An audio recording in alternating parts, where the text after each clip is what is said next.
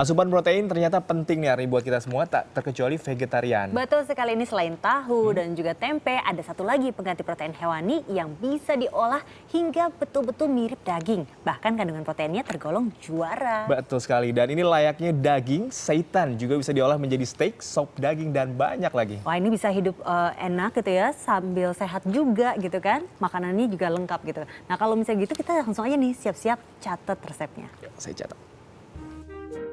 Tak mengonsumsi daging bukan berarti minim mengonsumsi protein.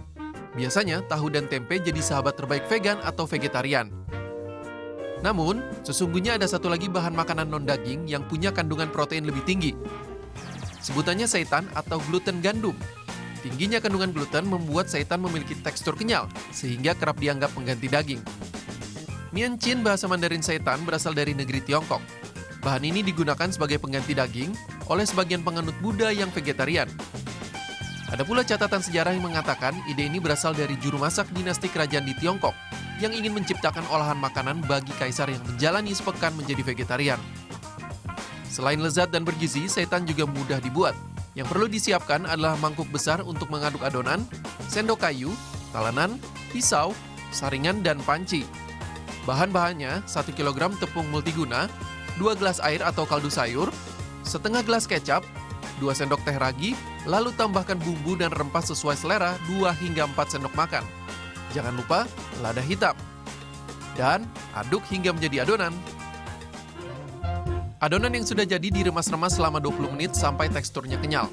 Kemudian masukkan adonan dalam mangkuk dan cuci dengan air hangat agar tak ada lagi tepung yang tersisa dari adonan. Buang airnya dan ulangi langkah ini menggunakan air dengan temperatur yang semakin rendah hingga air berubah bening.